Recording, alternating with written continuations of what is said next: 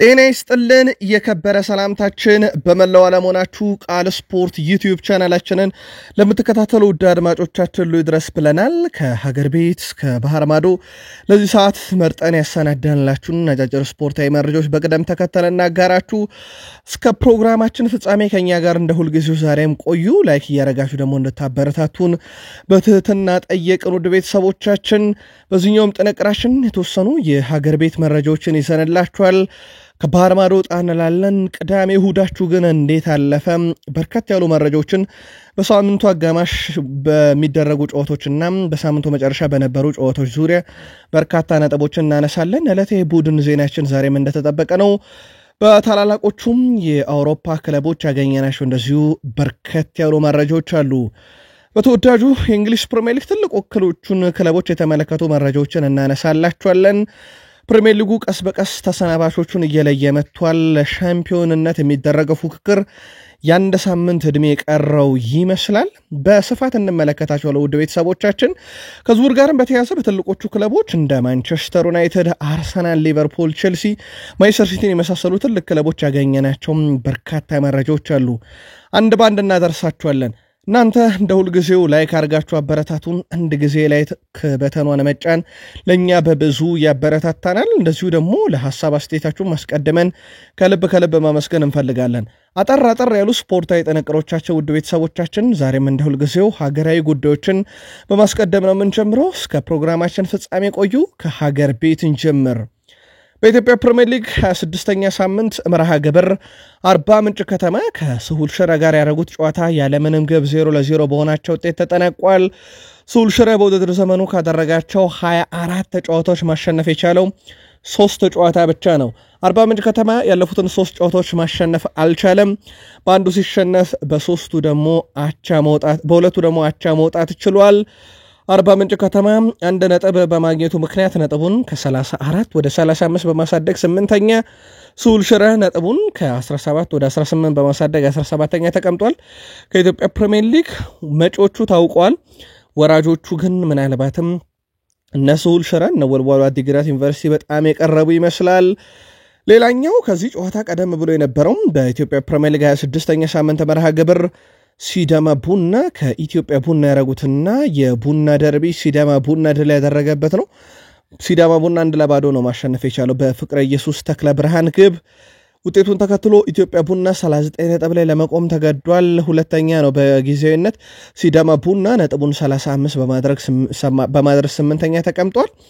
ቀጣይ በኢትዮጵያ ፕሪሚየር ሊግ 27ኛ ሳምንት መርሃ ግብር ሐሙስ ኢትዮጵያ ቡና ከድሬዳዋ ከተማ፣ ሊዩ ቅዳሜ ሐዋሳ ከተማ ከሲዳማ ቡና ጨዋታቸውን የሚያደርጉ ይሆናል። ኢትዮጵያ ፕሪሚየር ሊግ ዛሬም በሁለት ጨዋታዎች ቀጥሎ ይካሄዳል። ፋሲል ከነማ ከድሬዳዋ ከተማ በሐዋሳ ዩኒቨርሲቲ ስቴዲየም ጨዋታቸውን ሲያደርጉ ልክ ይህ ጨዋታ እንደተጠናቀቀ ባህር ዳር ከተማ ከመቀለ ሰባ እንደርታ እንደዚሁ በተመሳይ በሐዋሳ ዩኒቨርሲቲ ስቴዲየም ጨዋታቸውን የሚያደርጉ ይሆናል። በአውሮፓ ዛሬ የሚጠበቁ በርከት ያሉ መርሃ ግብሮች አሉ። በተለይም በፕሪሚየር ሊጉ የደረጃ ሰንጠረዥ ለውጥ ሊያስከትል የሚችል አንድ ተጠባቂ ጨዋታ አለ። መንደይ ናይት ፉትቦል በዛሬ ሰኞ ምሽት መርሃ ግብር ለንደን ስቴዲየም በቶትናም ሆትስፐርስ ስቴዲየም ላይ ማለት ነው። ቶትናም ሆትስፐርስ ከኖቲንጋም ፎረስት ምሽት 4 ሰዓት እጅግ በጣም ተጠባቂው ጨዋታ ነው። በላሊጋ ዤሮና ከሪያል ቤቲስ እንዲሁ ምሽት 4 ሰዓት ጨዋታቸውን ሲያደርጉ፣ በጣሊያን ሴሪኤ በርካታ ጨዋታዎችን እንመለከታለን። ቶሪኒዮ ከዩዲኒዜ ምሽት 1 ሰዓት ከ30 ሲል የሚጀምር ጨዋታ ነው። ካግላሪ ከፊዮረንቲና፣ ዤኖዋ ከላዚዮ፣ ፓርማ ከዩቬንቱስ ዛሬ የሚደረጉ ጨዋታዎች ናቸው። ውድ ቤተሰቦቻችን በስፔን ላሊጋ እጅግ በጣም ተጠባቂ ጨዋታ ነበረ። በሪያል ማድሪድ እና በአትሌቲኮ ማድሪድ መካከል የነበረ ጨዋታ ነው። በሳንቲያጎ ቤርናቢዮ የነበረው ጨዋታ ለሪያል ማድሪድ በጣም አስጨናቂ ጨዋታ ነበረ።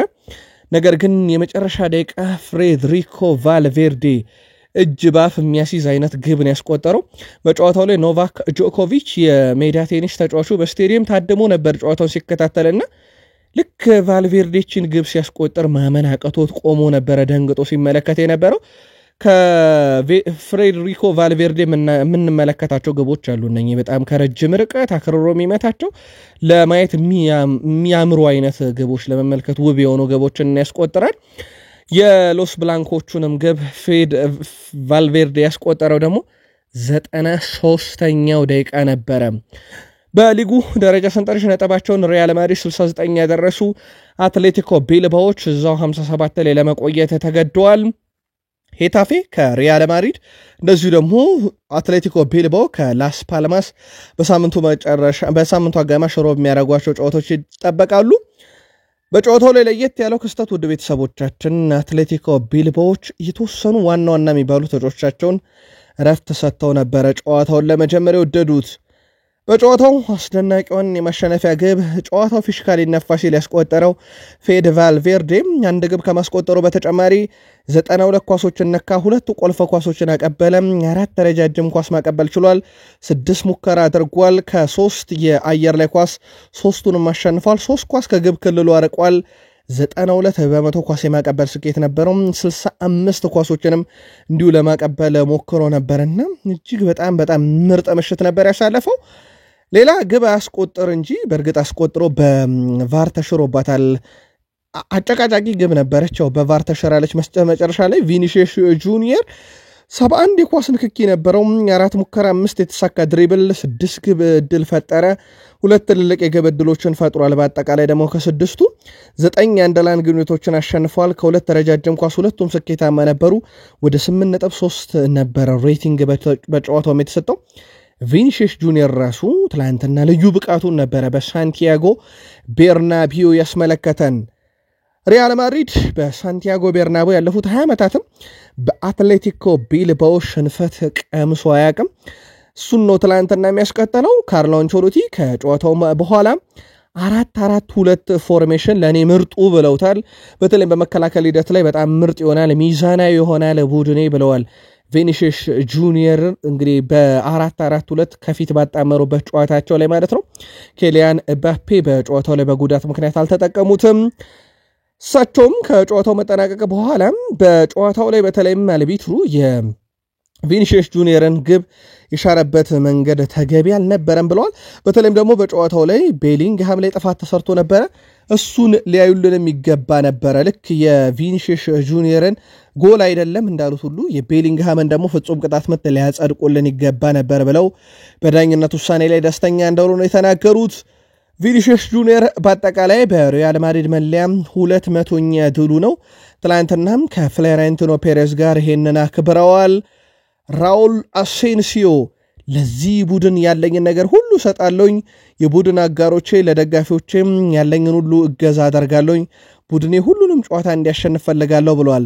ሪያል ማድሪድ በዚህ ውድድር ዓመት እጁ ላይ ከቀሩት እድሎች ውስጥ በተለይም 3 ዋንጫዎች የስፔን ኮፓ ዴላሬ፣ የላሊጋ እና የዓለም ክለቦች ዋንጫ እንደሆነ ይታወቃል።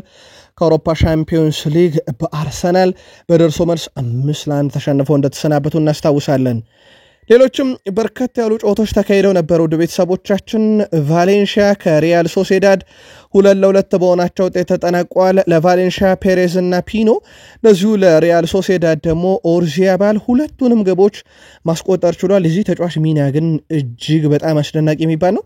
ለስፔን ብሔራዊ ቡድን ለክለቡ ሪያል ሶሴዳድም ሲጫወት ሌላኛው በርካታ ግብ የተመለከትንበት ኦሳሱና ከቪያዶሊድ ያደረጉት ጨዋታ ነበረ። ኦሳሱና 3-2 በሆነ ውጤት አሸንፏል። የኦሳሱናን 3 የማሸነፊያ ግቦች ቡድሚር 2 እና ሩቢን ጋርሻ ቀሪዋን ግብ ሲያስቆጥር፣ ቫያዶሊድን ከሽንፈት ያልታደጉ 2 ግቦችን ሲሊያና ሞሮ ነበሩ ማስቆጠር ችለው የነበረው። ሌላኛው በስፔን ላሊጋ የተመለከትነው ጨዋታ በሴቪያ እና በዲፖርቲቮ አላቬዝ መካከል የነበረ ጨዋታ ነው። ጨዋታው 1-1 በሆናቸው ውጤት ተጠናቋል። ፒኬ ፈርናንዴዝ ለሴቪያ በ12ኛው ደቂቃ ላይ፣ ለዚሁ ለዲፖርቲቮ አላቬዝ ጋርሻ 47ኛው ደቂቃ ላይ ያቻነቷን ግብ ማስቆጠር ችሏል። በሳምንቱ መጨረሻ በስፔን ላሊጋ የ32ኛ ሳምንት መርሃ ግብሮችን ከተመለከትን በኋላ ባርሴሎና በ73 ነጥቦች አሁንም ላሊጋውን ይመራል። ሪያል ማድሪድ በ69 ነጥቦች ይከተላል። አትሌቲኮ ማድሪድ በ63 ነጥብ ሶስተኛ ነው። በዚህ ሳምንት ሽንፈት ገጥሞታል አትሌቲኮ ማድሪድ። አትሌቲኮ ቢልባኦ በ57 ነጥብ አራተኛ፣ ቪላሪያል አንድ ቀሪ ጨዋታ አለው 52 ነጥቦችን ይዟል። ምናልባት አምስተኛውን ቡድን ዘንድሮ በአውሮፓ ሻምፒዮንስ ሊግ መሳተፍ ስለሚችል አምስተኛነቱን ለማስጠበቅ ነጥቡ ይጠቅመዋልና የቀሪ ጨዋታውም በቪላሪያል በኩል በ52 ነጥብ አምስተኛ ደረጃ ላይ መቀመጥ ችለዋል።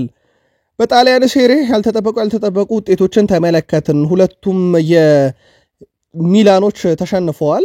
በጣሊያን ሴሪ 33ኛ ሳምንት መርሃ ግብር ኤስ ሚላን ከአታላንታ ጋር ያደረጉት ጨዋታ ነው 1-0 በሆነ ውጤት የተሸነፉት። የአታላንታን ብቸኛ የማሸነፊያ ግብ ኤደርሰን ነው ማስቆጠር የቻለው። በበርካታ የአውሮፓ ክለቦች የሚፈለገው ተጫዋች ኤስ ሚላን በውድድር ዘመኑም 10ኛ ጨዋታቸውን ተሸንፈዋል። አታላንታ ድሉን ተከትሎ ነጥቡን 64 አደረሰ። ኤስ ሚላን እዛው 51 ላይ ለመቅረት ተገዷል። አርብ አታላንታ ከሊቼ፣ እሁድ ቬንዚያ ከኤስ ሚላን ጨዋታቸውን የሚያደርጉ ይሆናል። ሌላኛው በጣሊያን ሴሪ 33ኛ ሳምንት መርሃ ግብር የተመለከተው ኢንተር ሚላን ከቦሎኛ ጋር ያደረጉት ጨዋታ ነበረ። ቦሎኛ ባለቀ ሰዓት ግብ አስቆጥሮ ኢንተር ሚላንን 1-0 አሸንፏል። የቦሎኛን የማሸነፊያ ግብ ኦርሲሊን ነበረ ማስቆጠር የቻለው። ኢንተር ሚላን በውድድር ዘመኑም 4ኛ ሽንፈታቸውን አስተናግደዋል። ቦሎኛ ማሸነፉን ተከትሎ ነጥቡን 60 በማድረስ ደረጃውን አሻሽሏል። ኢንተር ሚላን የ13 ጨዋታ ያለመሸነፍ ጉዟቸውን መክተሟል። 71 ነጥብ ያላቸው። በእርግጥ ቀጣይ ሳምንት ቅዳሜ ኢንተር ሚላን ከሮማ በዩሴፔ ሜዛ ስቴዲየም ጨዋታቸውን ያደርጋሉ። ተጠባቂ ጨዋታ ነው። እንደዚሁ ሰኞ ዩዲኔዜ ከቦሎኛ ጋር ጨዋታቸውን የሚያደርጉ ይሆናል። ውጤቱን ተከትሎ ኢንተር ሚላን አሁን በ71 ነጥቦች የሴሪ መሪ ነው። ነገር ግን ከናፖሊ ጋር በነጥብ ተስተካክለዋል። ናፖሊ ተመሳይ 71 ነጥቦችን ይዞ በግብ ክፍያ ብቻ ተበልጦ ሁለተኛ ደረጃ ላይ ተቀምጧል። አታላንታ በ64 ነጥብ ሶስተኛ፣ ቦሎኛ በ60 ነጥብ አራተኛ፣ ዩቬንቱስ በ59 ነጥብ አምስተኛ ተቀምጧል። ዩቬንቱስ ዛሬ ነው ቀሪ ጨዋታቸውን የሚያደርጉት። በጀርመን ቡንደስሊጋ በርከት ያሉ መርሃ ግብሮችን ተመለከትን። ባየር ሌቨርኩሰን ባየር ሙኒክን የዋንጫ የማሸነፍ ጉዞ ምናልባትም በቀጣይ ሳምንት እንዲሳካም የሚያደርግ አይነት ውጤት ነው ያስመዘገበው። ከሴንት ፓውሊን ጋር ያደረጉትን ጨዋታ 1-1 በሆናቸው ውጤት አጠናቀዋል። ሼክ ገና 32ኛው ደቂቃ ላይ ግብ አስቆጥሮ ለባየር ሌቨርኩሰን ለረጅም ደቂቃ ይመሩ ነበረ። በኋላም ላይ ግን ሴንት ፓውሊን 78ኛው ደቂቃ ላይ ቡካላፍ ባስቆጠራት ግብ 1-0 በሆነ ውጤት ጨዋታውን ማሸነፍ ችለዋል። ስለዚህ ባየር ሌቨርኩሰን አቻ መውጣቱን ተከትሎ ምናልባትም ቀጣይ ሳምንት እንዲሁ ነጥብ የሚጥል ከሆነ ባየር ሙኒክ የጀርመን ቡንደስሊጋ ሻምፒዮን መሆን የሚችልበትን እድል ያስመዘግባል። ሌላኛው ጨዋታ በቦሩሲያ ዶርትመንድ እና ቡርግ መካከል የነበረ ጨዋታ ነው። ቦሩሲያ ዶርትመንድ 3-2 በሆነ ውጤት ማሸነፍ ችሏል።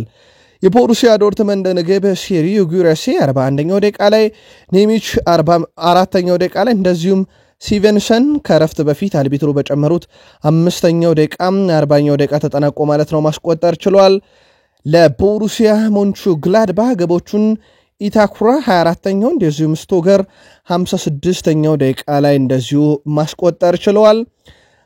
ቦሩሲያ ዶርትመንድ ወደ ድል የመጣበትም ሳምንት መሆነ ችሏል። ውጤቱን ተከትሎ በባየር ሙኒክ በኩል በ72 ነጥቦች አሁንም የቡንደስሊጋ መሪ ነው። የቀሩት 4 ጨዋታዎች ብቻ ናቸው። ወደ ቤተሰቦቻችን 72 ነጥቦችን ይዞ ይመራል። ያላቸው የነጥብ ልዩነት ወደ 8 ሰፍቷል ከባየር ሊቨርፑሰን ጋር። ባየር ሊቨርፑሰን በ64 ነጥቦች ይከተላል። አይንትራክ ፍራንክፈርት በ52 ነጥቦች ሶስተኛ ነው። አርቤ ሌፕዚግ በ49 ነጥብ አራተኛ። እነኚህ የአውሮፓ ሻምፒዮንስ ሊግ ትኬትን መቁረጥ የሚችሉበት ደረጃ ላይ ያሉ ክለቦችም ናቸው። በፍራይቡርግ በኩል 48 ነጥቦችን ይዞ ኤሮፓ ሊግ እንደዚሁ ሜንስ 47 ነጥቦችን ይዞ ኮንፈረንስ ሊግ ደረጃን ይዘዋል። ምናልባት ቦሩሲያ ዶርትመንድ ቀጣይ ውድድር ዓመት የአውሮፓ ትኬትን ለመቁረጥ የተሻለ ነጥብ ሊሆንለት የሚችለው እስከ አውሮፓ ሻምፒዮንስ ሊግም ሊሆን ይችላል። ከቀሩት ጨዋታዎች አንጻር በ45 ነጥቦች 7ኛ ደረጃ ላይ መቀመጥ ችሏል።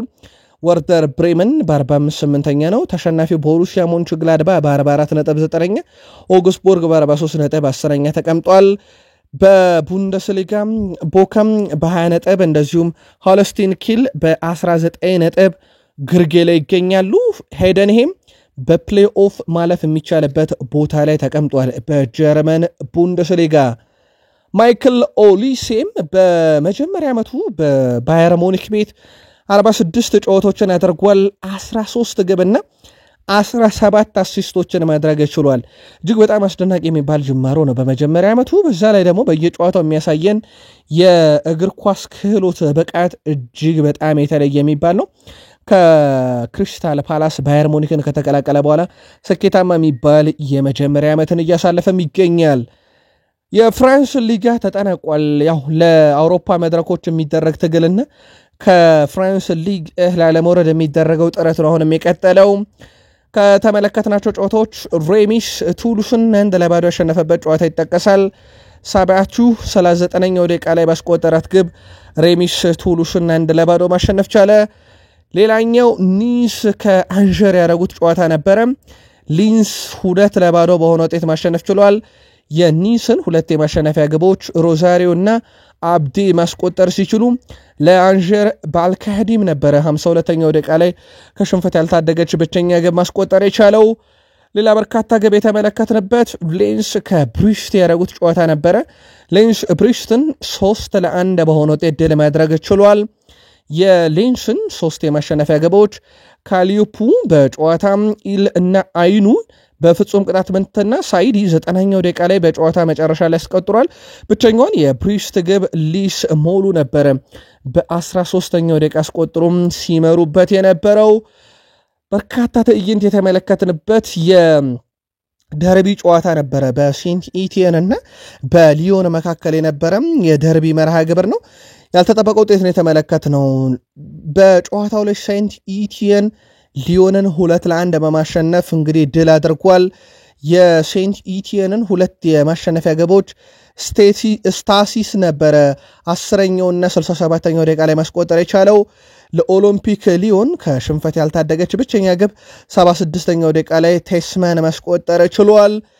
በጨዋታው ላይ እንግዲህ የመጀመሪያ ደርቢያቸው ነው ከ2019 በኋላ ሴንት ኢቲየን ያሸነፉት። በወቅቱ ሴንት ኢቲየን 1-0 በሆነ ውጤት ነበር ለመጨረሻ ጊዜ 2019 ከ6 ዓመት በፊት አሸንፎ የነበረውና ከ6 ዓመት በኋላ ኦሎምፒክ ሊዮንን ድል አደረጉ።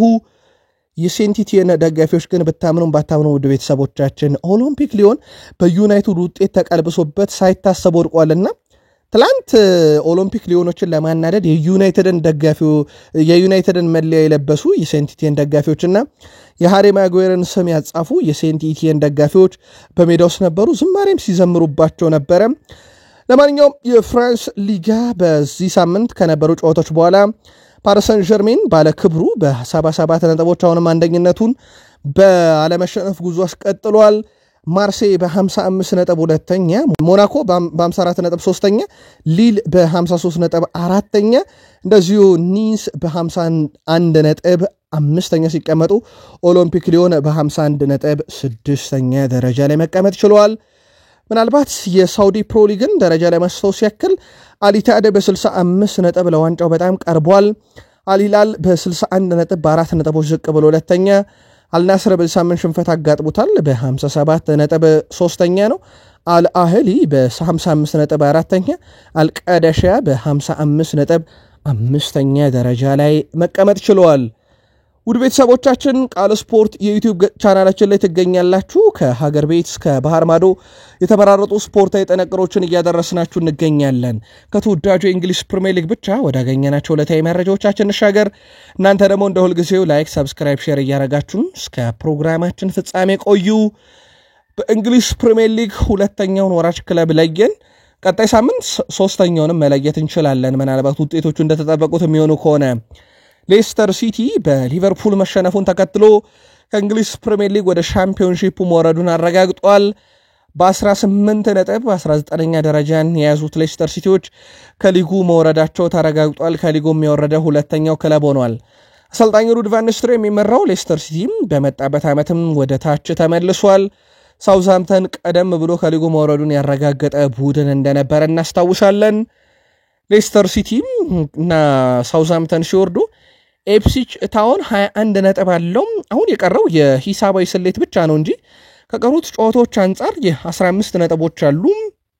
ከዌስትሃም ዩናይትድ ጋር በነጥብ ሊስተካከል ይችላል። በግብ ክፍያ ግን ዌስትሃምና ኤፕስዊች መካከል ሰፊ የግብ ልዩነት አለና ወደ 10 በላይ የግብ ልዩነቶች አሉ። ቤተሰቦቻችን ወደ 20 የሚጠጉ የግብ ልዩነቶች አሉ። ዌስትሃም ዩናይትድ መትረፉን ያረጋገጠ ይመስላል። ለማንኛውም ኢፕስዊች ታውንም ቢሆን ቀጣይ ሳምንት ላይ ሊረጋገጥ ይችላል። በተለይም ቀጣይ ዌስትሃም ካሸነፈ ያለምንም ጥርጥር ኢፕስዊች የትኛውንም ጨዋታ ውጤት ሳይጠብቅ በመጣበት ዓመት ይወርድና ሶስቱም ማዳጊዎች ተያይዘው የሚወርዱ ይሆናል። ሌስተር ሲቲ በእንግሊዝ ፕሪሚየር ሊግ ታሪክ የመጀመሪያው ቡድን ሆኗል 9 ጨዋታዎችን በኪንግ ፓወር ስቴዲየም ግብ ሳያስቆጠር ሲወጣ ማለት ነው። ይህ በእንግሊዝ ፕሪሚየር ሊግ ታሪክ ለመጀመሪያ ጊዜ ነው። ውድ ቤተሰቦቻችን ወደ ሻምፒዮንሺፑ ብዙ ጊዜ በመውረድ ሌስተርን የሚስተካከል የለም። 13ኛ ጊዜ ነው ዘንድሮ ሲወርዱ። በርሚንግሃም 12 ጊዜ ወርዷል። ዌስት ብሮሚች 11 ጊዜ ወርዷል። ማንቸስተር ሲቲ 10 ጊዜ ወርዷል። ከ1 እስከ 4 ያለውን ደረጃ ከተመለከተን የሌስተር ሲቲን ያክል ግን በፕሪሚየር ሊጉና በሻምፒዮንሺፑ የተመላለሰ ክለብ አናገኝም። ከወራጅ ክለብ ውስጥ ታይለር ዲብሊንግ ይጠቀሳል። ሳውዝሃምፕተን እጅግ በጣም አስደናቂ ጊዜን እያሳለፈ ነው። ስሙ ከዩናይትድ ጋር መያያዙን ተከትሎ ትላንት ምላሽ ሰጥቷል። አሁን ላይ ትኩረቴ በሙሉ ያለው በክለቤ ላይ ነው። ጠንክሬ እሰራለሁ፣ ራሴን በደንብ አሳድጋለሁኝ። በቀሩት ጨዋታዎች ለሳውዝሃምፕተን የተቻለኝን ሁሉ አደርጋለሁ። እዚህ ቡድን ውስጥ ከ8 ዓመቴ ጀምሮ ነበርኩኝ። እዚህ ቡድን ውስጥ ትልቅ ስራዎችን ሰርቻለሁ። አሁንም ትልቅ ስራዎችን መስራት እችላለሁኝ። በቀሩት ጨዋታዎች በሙሉ ክለቡን ማገልገልና መርዳት በሚችልበት ጉዳይ ላይ ብቻ ትኩረት አደርጋለሁ የሚል ምላሽ ሰጥቷል። በሚቀጥለው የውድድር ዓመት የማንቸስተር ዩናይትድ ቁጥር 1 ኢላማ ከሚባሉ አይነት ተጫዋቾች ውስጥ አንደኛው ነው። በተለይም የአሌሃንድሮ ጋርናቾ ነገር እርግጥ አለመሆኑ ተከትሎ ማንቸስተር ዩናይትዶች ይህን ታዳጊም ሁኔታ በቅርብ ርቀት እየተከታተሉ ነው። ኦሌ ዋትኪንስ በዚህ ሳምንት ግብ አስቆጠረ። በተለይም ኒካስል ላይ በርካታ ግብ አስቆጠረው። ባሸነፉበት ጨዋታ ላይ አንደኛው ግብ አስቆጣሪ እሱ እንደነበረ እናስታውሳለን። ኦሌ ዋትኪንስ የመጀመሪያው እንግሊዛዊ ተጫዋች ሆኗል በዚህ ሲዝን 15 ሲደመር ግቦች ላይ መድረስ የቻለ። ያው እንግሊዞች የራሳቸውን ተጫዋች ማግነን ይወዳሉና የእንግሊዙ ሚዲያ ቲኤንቲ ስፖርት ነው ይሄንን መረጃ ማጋራት የቻለው። ቤልጂየም አማካኝ ኬቨን ደብሩይነ በቀጣይ ሌላ የእንግሊዝ ፕሪሚየር ሊግ ክለብ ለመቀላቀል ዝግጁ እንደሆነ ተረጋግጧል። ተጫዋቹ ሲቲዎችን ለምኗል፣ ተማጽኗል አቆዩኝ ብሎ ሲቲዎች ምላሽ አልሰጡትም። በዚህ መበሳጨቱን ትላንት ምሽት መረጃችንን ከተከታተላችሁ በስፋት አድርሰናችሁ ነበር። የምሽት መረጃችን ላይ ኬቨን ደብሩይነ ብስጭት ውስጥ መግባቱን በሲቲ ውሳኔ ታዲያ ይሄንን ለመበቀል ይመስላል እዚሁ ፕሪሚየር ሊግ ላለ ክለብ እጫወታለሁ ብለዋል። ቀጣይ ክረምት ከማንቸስተር ሲቲ ጋር የሚለያየው ኬቨን ደብሩይነ የትኛውም ክለብ ልቀላቀል እችላለሁ በማለት ሐሳቡን ገልጿል። ነፃ ወኪል ነው። የትኛውም የፕሪሚየር ሊግ ክለብ ካለ ምናልባትም በፕሮፋይል ደረጃ የአውሮፓ ሻምፒዮንስ ሊግ ቲኬትን ከመረጠ እንደ አርሰናል ያሉ ክለቦች ሊቨርፑልም ከጠየቀው አሊያም ቼልሲ ዩናይትድ ትልቅ ክለቦችንም ሊቀላቀል ይችላል። ቀጣይ ክረምት ከማንቸስተር ሲቲ ጋር መለየቱ ታዲያ ምናልባትም ሲቲዎች እንዲያጤኑበት ሊያደርግ ይችላል ተብሏል። ኬቨን ደብሩይነ አክሎም አሁንም በትልቅ ደረጃ መፎካከር የሚያስችል አቅም አለኝ ብሎ እንደሚያምን ሐሳቡን በዛው አያይዞ ገልጿል። የኬቨን ደብሩይነ መዳረሻ ግን የእናንተ ክለብ ቢሆን ትሻላችሁ ወይ? የክለባችሁን ስምና ደብሩይነ እንዲመጣላችሁ ትፈልጋላችሁ የሚለውን አጋሩን። ቼልሲዎች በአውሮፓ መድረክ የሚያሳተፋቸውን ትኬት ለመቁረጥ አሁንም ጥረታቸውን ቀጥለዋል። ፉላምን ክራቨን ኮቴጅ ላይ በጂዮርጅና በፔድሮ ኔቶ ግብ 2-1 ካሸነፉ በኋላ 5ኛ ደረጃ ለማግኘት ችሏል። በእርግጥ ዛሬ ኖቲንግሃም ፎረስት ድል የሚያደርግ ከሆነ ቼልሲ ወደ 6ኛ ሊመለስ ይችላል። ለየት ያለው ነገር ግን ኤንዞ ማሬስካ ድርጊት ነው። ኤንዞ ማሬስካ ያው በጨዋታው ላይ 2 የተለያዩ ነገሮችን ፈጽመዋል። አንደኛው ቢጫ ካርድ ነው። በዚህ ምክንያት 3ኛ ቢጫ ካርዳቸውን ተመለከቱ በፉልሃሙ ጨዋታ። ስለዚህ እሁድ የኤቨርተን ጨዋታ ያመልጣቸዋል ማለት ነው። የመጀመሪያ ጨዋታቸውን በርንማውዝ ላይ ያዩ፣ ሁለተኛውን ከኒካስል ዩናይትድ ጋር፣ 3ኛውን ከፉልሃም ጋር ተመለከቱ። ስለዚህ የግድ የኤቨርተኑ ጨዋታ በቅጣት ምክንያት አሰልጣኝ ኤንዞ ማሬስካን የሚያልፋቸው ይሆናል። ሌላኛው ግን ከሳቸው ለየት ያለ ነገር የተመለከተው ውድ ቤተሰቦቻችን ተጫዋቾቹ ባለቀ ደቂቃ በፔድሮ ኔቶ ግብ አሸንፈው ጨዋታው ሲጠናቀቅ ከደጋፊዎች ጋር ደስታቸውን ሲገልጹ አሰልጣኝ ኤንዞ ማሬስካ ግን በቀጥታ ወደ መልበሻ ክፍል ነበር ያቀኑት። ምናልባት ሰሞኑን እየደረሰባቸው ካለው ጫና አንጻር ከደጋፊዎችም ተቃውሞ ቀርቦባቸው ነበረ። በሊጋ ዋርሶ በስታንፎርድ ብሪጅ በተሸነፉበት ጨዋታ በዛ ምክንያት ብስጭት ውስጥ የገቡ ይመስላል። ትላንትናም በቀጥታ ወደ መልበሻ ክፍል መግባታቸው እጅግ በጣም አነጋጋሪ ድርጊት ነበረ። በቼልሲ በኩል በቀጣይ ክረምት የቡድኑ አባል የሚሆነውና በፓልሜራስ የሚገኘው ኢስታቪዮ በብራዚል የእግር ኳስ ታሪክ አዲስ ክብረ ወሰን አስመዝግበዋል። ይህም በ37 ጨዋታ 10 ግብ 13 ግብ 10 አሲስት አለው። በአጠቃላይ 18 ዓመት ሳይሞላው በብራዚል ሊግ 10 ሲደመር ግብና 10 ሲደመር አሲስትን ማድረግ የቻለ ተጫዋች ሆኗል። ቀጣይ ክረምት ደግሞ ቼልሲ ያገኘዋል። እጅግ በጣም አስደናቂ የሚባል ተጫዋች ነው። ቼልሲዎች ትላንትና አሰቃቂ ሽንፈት ያስተናገዱት በሴቶቹ ነው። በሴቶቹ የአውሮፓ ሻምፒዮንስ ሊግ የግማሽ ፍጻሜ የመጀመሪያ ዙር ጨዋታዎች አርሰናል ቅዳሜ ዕለት በኤምሬትስ ስቴዲየም በሊዮን ሽንፈት እንደገጠማቸው እናስታውሳለን። ሌላኛው የፕሪሚየር ሊጉ ተሳታፊ ቡድን ቼልሲዎችም በሴቶቹ በባርሴሎና በአውሮፓ ሻምፒዮንስ ሊግ የመጀመሪያ ዙር ጨዋታቸውን 4-1 ነው የተሸነፉት። በባርሴሎና በኩል ፓዦር፣ ፒና፣ ፓርዴስ እና እንደዚሁ ፒና ተጨማሪ ግብ አከላ 4 ሲያስቆጥሩም ለቼልሲ ባልቲሞር ነበረ ብቸኛዋን ግብ ያስቆጠረችው። የሶኒያ ባምባስተር ቡድን በዚህ ዓመት ሁለተኛ ሽንፈታቸው ነው። ግን ሁለተኛ ሽንፈታቸው እጅግ በጣም አሰቃቂ የሚባል ነው። ምናልባት የቼልሲ ሴቶች ቡድን በአውሮፓ ሻምፒዮንስ ሊግ ህልውናውን ለማስቀጠል ቀጣይ ሳምንት ወደ እንግሊዝ የሚያመጡት ጨዋታ ላይ 3 እና ከዛ በላይ ግቦችን አስቆጥረው በጨዋታው ውስጥ መቆየት ይችላሉ። አርሰናሎች የአንድ ግብ ልዩነት እንዳለባቸው ይታወቃል። የሊጉ መሪ ሊቨርፑል ሌስተር ሲቲን 1-0 በሆነ ውጤት አሸንፏል። የሊቨርፑልን የማሸነፊያ ግብ ትሬንት አሌክሳንደር-አርኖልድ ነበረ ማስቆጠር የቻለው። አሰልጣኝ አርኔ ስሎት ቡድን ሊቨርፑል ማሸነፉን ተከትሎ ከተከታዩ አርሰናል ያላቸው የነጥብ ልዩነት አሁንም 13ነቱ እንደጠበቀ እንዲሆን አድርገውታል። ሊቨርፑል ቀጣይ 3 ነጥብ የሚያሳካ ከሆነ የሊጉን ዋንጫ የማንንም ውጤት ሳይጠብቅ የሚያሳካ ይሆናል። ሊቨርፑል 79 ነጥቦችን ይዞ ነው አንደኛ ደረጃ ላይ ተቀመጠው። ሌስተር ሲቲ በ18 ነጥብ ተሰናባሽ መሆኑን ነገርናችሁ። ቀጣይ እሁድ ሊቨርፑል በአንፊልድ ሮድ ስቴዲየም ቶትናምን ይገጥማል። ይህ ጨዋታ በሊቨርፑል በየትኛውም ውጤት አሸናፊነት ከተጠናቀቀ ከማንቸስተር ዩናይትድ እኩል ለ20ኛ ጊዜ ፕሪሚየር ሊጉን ያነሳል።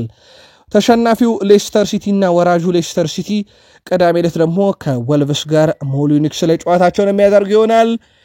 የሊቨርፑልን የማሸነፊያ ግብ ያስቆጠረው አሌክሳንደር-አርኖልድ ቡድናቸው የሊጉን ዋንጫ ለማንሳት መቃረቡን ገልጿል። ድል የደጋፊው ሚና ጉል ነበር ብሏል። በድሉ ላይ አርኖልድ አሁን ዋንጫውን ለማሸነፍም ተቃርበናል ብሏል። ከጨዋታው በኋላ ስለ ወደፊት ቆይታ የተጠየቀው አርኖልድ ሁልጊዜም እንደምናገረው ስለ ወደፊት ቆይታ ማውራት አልፈልግም ወይም አልወድም ብሏል። የምጫወተው ለደጋፊው ነው። በአሁኑ ሰዓት ለሊቨርፑል ከነበሩኝ ምርጥ ጊዜያት አንዱን በማሳለፍ ላይ ይገኛለሁ ብሏል።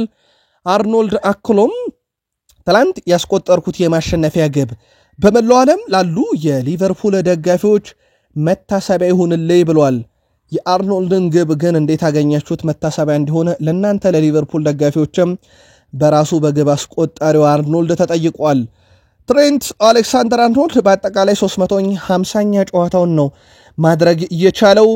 አርኖልድ ከ2011 በኋላ ማርቲን ከርትል በኋላ መስመር ላይ የተጫወተ ተቀይሮ ገብቶ የአሸናፊነትን ግብ ካስቆጠረ በኋላ የመጀመሪያ ሊቨርፑል ተከላካይ ሆኗል። ተቀይሮ ገብቶ የማሸነፊያ ግብ ያስቆጠረ አርኖልድ ለሊቨርፑልም ለመጀመሪያ ጊዜ ነው በእግር ኳስ ሕይወቱ በግራ እግሩ እንደዚሁ ግብ ማስቆጠር ችሎ የነበረው።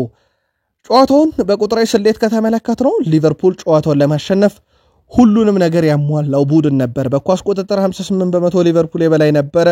ግብ የማስቆጠር ንጻሬን በሙከራ ደረጃ ካየን የሊቨርፑል እንደውም 2.62 ነበር ኳስ ሲያመክኑ ነበረ። የሌስተር 0.25 ነው ግብ የማስቆጠር ንጻሬ። በሙከራ ደረጃ እንኳን ብና 28 ሙከራ ሞክሯል ሊቨርፑል። ሌስተር 5 ብቻ ነው ኢላማውን በአጠቃላይ በሙከራ ደረጃ ሊቨርፑል 10 ምንም ሙከራ አላደረገም። ሌስተር ኢላማውን የጠበቀ ሊቨርፑል 9 ሌስተር 0 ትልቅ የግብ ዕድሎችን በመሳት ሊቨርፑል 9 ሌስተር 0 ሌስተር መውረዱ ሊቨርፑል ለዋንጫ መቃረቡ ብዙ ማይገርም የነበረበት ጨዋታ ነው። በኮስታስ ሲሚካስ በኩል ስለ ትሬንት አሌክሳንደር-አርኖልድ ሐሳቡን አጋርቷል። አስደናቂ ተጫዋች ነው፣ እንደ ሰው ልዩ ተጫዋችም ነው። በጣም ነው የምወደው፣ ይገባዋል። በዚህ ጊዜ ከጉዳቱ ለማገገምም ብዙ ደክሟል ብለዋል።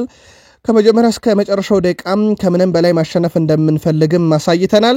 ሲሚካስ በአንፊልድ ሻምፒዮን ስለመሆን ተጠይቆ ነበረ። ይህ ተጨማሪ ማበረታቻ ይሆናል። ቀጣይ ሳምንት በአንፊልድ ዋንጫውን ለማንሳት የተቻለን ሁሉ እናደርጋለን ብለዋል። አርኔ ስሎት ከጨዋታው በኋላ በርካታ ነጥቦችን አንስተዋል። አንደኛው አርኖልድ ነው። አንድ ሰው ስለ አርኖልድ ለዚህ ክለብ ያለውን ቁርጠኝነት ቢከራከር በጣም እስቃለሁ ብለዋል። ተመልሶ እንደመጣም ያደረገው የስራ ተነሳሽነት ደረጃና ይህንን ቡድን እንዲያሸንፍ ያደረገበት መንገድ ግብ ለማስቆጠር ያደረገው ጥረት ለዚህ ክለብና ለደጋፊዎች ሁሉ ያለውን ነገር ያሳያል ብለዋል። ሁሉም አርዕስተ ዜናዎች ትሬንት ይህን ግብ ማስቆጠርና ለዚህ እግር ኳስ ክለብ ባለፉት ዓመታት ያለፉትን አስደናቂ ጊዜያት ሁሉ መሆን አለበት እንጂ አሁን ስለ ኮንትራቱ የምናወራበት ጊዜ አይደለም ብለዋል። ያበቃለት ይመስላል። 2010 ላይ ግን እንዲሆነው ውድ ቤተሰቦቻችን 2020 ላይ ትሬንት አሌክሳንደር አርኖልድ በሌስተር ሲቲ ላይ 2020 ግብ አስቆጠረ። አሸናፊና ኮንትራት ወደ ያራዘመበት ቀን ነበር። አሸናፊ የምታደርገውን ግብ አስቆጠረ። ሊቨርፑል አሸነፈ የፕሪሚየር ሊጉን ዋንጫ። ከዛ በኋላ ደግሞ አርኖልድ ፊርማውን ፈረመ። ከ5 ዓመት በኋላ ተመልሶ ይሄው ግጥምጥሞሽ መጥቷል። የቀረው የአርኖልድ ፊርማ ነው እንጂ ልክ እንደ 2020 አይነት ግጥምጥሞሽ ነው የተፈጠረው። ስለዚህ ይህንን ነገር ያሳካል አያሳካም ሊቨርፑል የአርኖልድን ኮንትራት የሚለው ነገር እጅግ በጣም ከባድ ነው። አብዛኛው የመረጃ ምንጮች ለሪያል ማድሪድ በቃል ደረጃ እንደተስማሙና ቀጣይ ክረምትም እንደሚቀላቀል ነው መረጃዎች ይፋ የሆኑ ያሉት። ደጋፊዎች በሁሉም የውድድር ዘመን አስደናቂ ነበሩ ያሉት አርኔ ስሎት በተለይም በኮሮና ቫይረስ ወረርሽኝ ምክንያት ለመጨረሻ ጊዜ እዛ ስላልነበሩ የፕሪሚየር ሊግ ዋንጫን አሁን በስቴዲየም ተገኝተው ማንሳት ይገባቸዋል። ይህ ለሊቨርፑል ደጋፊዎች የሚገባ ትልቅ ስጦታ ብለውታል። በቆሙ ኳስ አጠቃቀም ዙሪያም ተጠይቀው ነበረ። በእነሱ ላይ ብዙ እንሰለጠናለን እና በሁሉም ዝርዝሮች ላይ ወይም በሁሉም ዘርፎች ላይ ለማሻሻል በእያንዳንዱ ጊዜ ብዙ ስብሰባዎች እናደርጋለን። እኔ እንደማስበው የቴክኒክ ሰራተኞች በእነዚህ ዝርዝሮች ላይ ጊዜያቸውን መውሰዳቸው የተለመደ ነው እና የሚያደርጉታል ብዬ አስባለሁ። አርሰናል ለዚህ ጥሩ ምሳሌ ነው ብለዋል። የቆሙ ኳሶች ላይ አርቴታ በዚህ ረገድ ለረጅም ጊዜ ሰርቷል እና አሁን በዚህ ረገድ በጣም ጥሩ ናቸው። እኛም በሁሉም መመዘኛዎች ጥሩ መሆን እንፈልጋለን ብለዋል። ብዙ ጊዜ የሚያናድዱ ቡድኖች አሉ ብለዋል እሳቸው። እንደውም በጣም የሚያናድዱ ይህም ለመቋቋም ብቸኛው መንገድ ብዙ ኳስን ፖሰስ ማድረግ ነው ብለው ሐሳባቸውን እንደዚሁ አጋርተዋል። በፕሪሚየር ሊግ ዋንጫ ዙሪያ መጠበቅና ማየት አለብን። በፌኖርድ ቆይታዬ የማውቀው ነገር በእንደዚህ አይነት ጊዜያት ብዙ ጫጫታ እንዳለና ሁሉም ሰው ይደሰታል። ነገር ግን በክለብ ዋና መስሪያ ቤትኛ እያደረግን ባለነው የስልጠና ክፍለ ጊዜ ላይ እናተኩራለን። ስለዚህ እኛ ስለ ቀጣይ ጨዋታችን በደንብ እየተጨነቅን እንገኛለን። ሻምፒዮንነታችን ከዛ በኋላ ይመጣል ብለዋል። አርኔ ስሎት በአሁኑ ሰዓት በ13 ነጥብ ልዩነት በደረጃ ሰንጠረዥ አናት ላይ መሆንና ለማሻሻል መስራታችን እንቀጥላለን ብለዋል። ተጫዋቾች በዚህ ሳምንት የሁለት ቀን ረፍት እንሰጣቸዋለን እና ከቤተሰቦቻቸውና ከሚወዷቸው ሰዎች ጋር ጊዜም እንዲያሳልፉ እንፈቅድላቸዋለን ብለዋል። አርኔ ስሎት ከጨዋታው በኋላ ከሰጡት ጋዜጣዊ መግለጫ ጥቂቱን ብቻ መርጠን አደረስናችሁ። ሊቨርፑል በተወዳጁ የእንግሊዝ ፕሪሚየር ሊግ በ79 ነጥቦች አንደኛ፣ አርሰናል በ66 ነጥብ ሁለተኛ፣ እንደዚሁ ኒውካስል ዩናይትድ በ59 ነጥብ ሶስተኛ፣ ማንቸስተር ሲቲ በ58 ነጥብ አራተኛ፣ ቼልሲ በ57 ነጥብ አምስተኛ ተቀምጧል። ዛሬ ቶትንሃም ከኖቲንግሃም ፎረስት በሚያደርጉት ጨዋታ ኖቲንግሃም ፎረስት ካሸነፈ ነጥቡን 60 በማድረግ በፕሪሚየር ሊግ ወደ ሶስተኝነቱ እንደዚሁ የሚመለስ ይሆናል። ውድ ቤተሰቦቻችን አርሰናልም 4-0 በሆነ ውጤት ፖርትማን ሮድ ስቴዲየም ሄዶ መድል ማድረግ ችሏል። ትሮሳርድ 2 ግቦችን 14ኛውና 69ኛው፣ ማርቲኔሊ 28ኛው፣ ኢታን ንዋኔሪ 88ኛው ደቂቃ ላይ የአርሰናልን 4 የማሸነፊያ ግቦች ማስቆጠር ችሏል። በኢፕስዊች ታውን በኩል ዴቪስ 32ኛው ደቂቃ ላይ በቀይ ካርድ ወጥቷል። ኢፕስዊች ታውን ቀጣይ ሳምንት ከፕሪሚየር ሊጉ ሌላው ተሰናባች መሆን የሚችልበት መጥፎ ውጤትንም ነው እንደዚሁ ያስመዘገበው። ጨዋታውን ከስኩዋካ ቁጥራዊ መረጃ ወስደን ከተመለከት ነው አርሰናል 4-0 አሸነፈ። ግብ ለማስቆጠር አርሰናል 2.71 ነበረው። እንደዚሁ ኢፕስዊች 0.21 ነበረ። ግብም አላገኙም። በሙከራ ደረጃ እንኳን ብናይ ውድ ቤተሰቦቻችን አርሰናል 24 ሙከራ አድርጓል። ኢፕስዊች 4 ኢላማውን የጠበቀ አርሰናል 7 ኢፕስዊች 0። በተቃራኒ ፍጹም ቅጣት ምት ሳጥን ውስጥ አርሰናል 71 ኳስ ሲነካ ኢፕስዊች 5 ኳስን ፖሰስ በማድረግ አርሰናል 74.7 በመቶ ኢፕስዊች 25.3 በመቶ ብቻ። የማዕዘን ምትንም ካየን አርሰናል ከማዕዘን ምት ግቦች በብዙ እየራቀ ቢሆንም ግን አሁንም እያገኘ ነው የማዕዘን ምቶችን 12 የማዕዘን ምት ሲያገኝ ኢፕስዊች 1 የማዕዘን ምት እንኳን በጨዋታው ላይ ማግኘት አልቻለም። ኬረን ቲርኒ በአጠቃላይ በአርሰናል መለያ 100ኛ ጨዋታውን ነው በዕለተ እሁድ ጨዋታ ማድረግ የቻለው። ብዙ ያልተዘመረለት ብዙ የሆነ የጋብርኤል ማጋሌሽን መጎዳት አርሰናል ቤት ግን ያስረሳ አንድ ሰው አለ፣ ጃኮብ ኪዮር።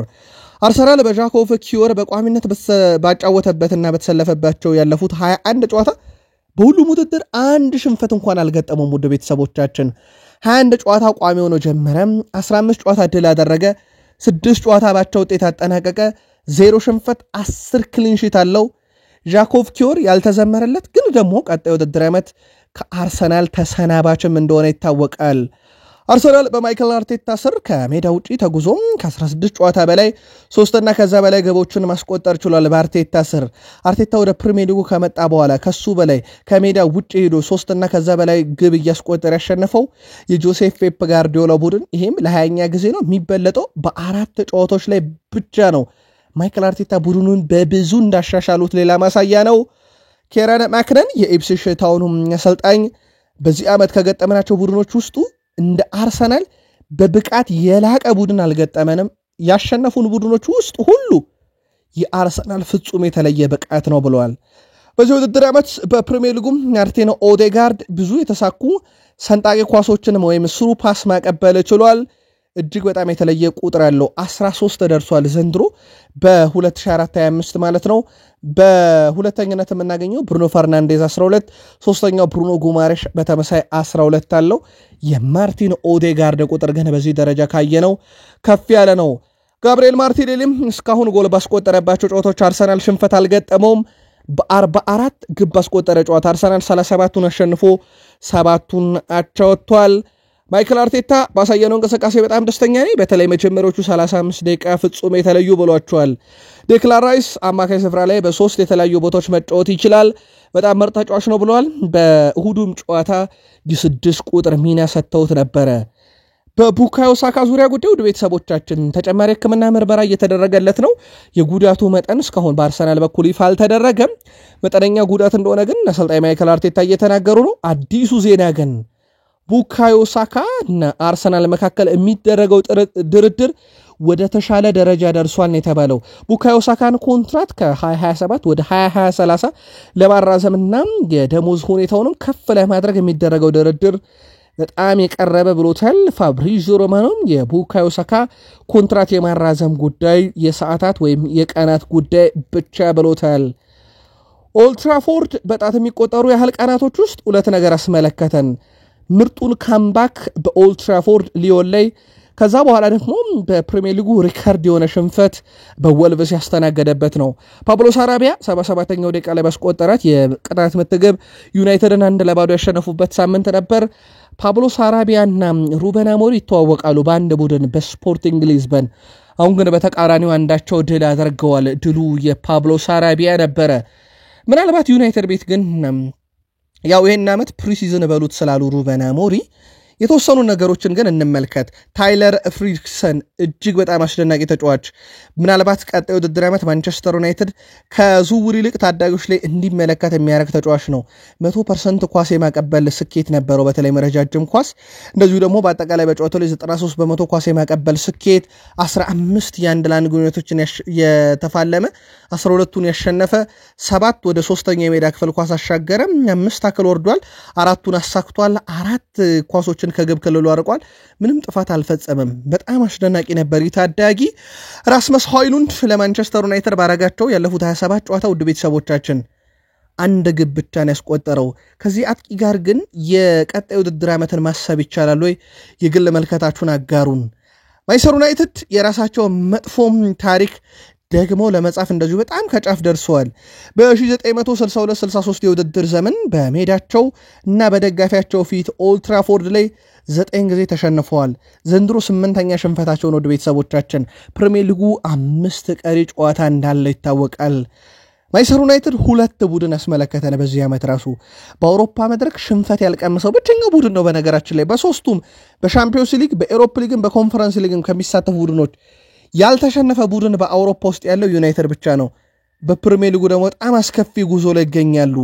ሩበን አሞሪም ማንቸስተር ዩናይትድን ከያዙ በኋላ በአጠቃላይ 33 ጨዋታ አድርገው በፕሪሚየር ሊጉ 10 አሸነፉ፣ 8 አቻ፣ 15 ተሸንፈዋል። በአጠቃላይ በ23 ጨዋታ ነጥብ ጥለዋል። ውድ ቤተሰቦቻችን ይሄ በጣም አስከፊ የሚባል ነው።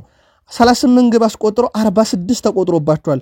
8 የገበዳ ያለበት ቡድን ነው 38 ነጥብ ይዟል 14ኛ ነው በሂሳባዊ ስሌት በፕሪሚየር ሊጉ መትረፉን አረጋግጧል እንደውም አንድ አድማጫችን እንዴት ይሄን ዜና ሰማው ይሄን ዜና በህይወት ዘመኔ ሰማዋለሁ ብዬ አላሰብኩም ነበር ዩናይትድ በፕሪሚየር ሊግ ተረፈ የሚል አይነት ዜናን የሚል መልእክትም አጋርቶን ነበር ሩበን አሞሪም ስለ ሆይሉንድ ተጠይቀው ነበር ጎል ማስቆጠር አለበት ጎል የማያስቆጠር ከሆነ ግን ከቋሚ ያስተላለፍ ሊወጣ ይችላል ይህ ለሆይሉንድ ብቻ የሚሰራም አይደለም ብለዋል በጣም ተናድጃለሁ ያገኙትን እድል የኛ ተጫዋቾች አልተጠቀሙ እነሱ ግን አንድ የቆመ ኳስ ተጠቅመው ነው ድል ያደረጉን ብለዋል ኑሱር ማዝራዊ በወልቭሱም ጨዋታ 50ኛ የፕሪሚየር ሊግ ጨዋታውን እንደዚሁ ለዩናይትድ ማድረግ የቻለበትም ነበር አሌሃንድሮ ጋርናቾ በመጪው ክረምት የአንቶኒዮ ኮንቴም ዋና ኢላማ ነው በርግጥ የኤንዞ ማሬስካም ዋና ኢላማ እንደሆነ ይታወቃል ኮንቴ ለናፖሊ በጥር ወር ተጫዋቹን ይገዙለት ጠይቆ የነበረ ሲሆን በመጪው የዝውውር መስኮት ግን በማንኛውም ወጪ እንዲያስፈርሙት ጠይቀዋል የተባለው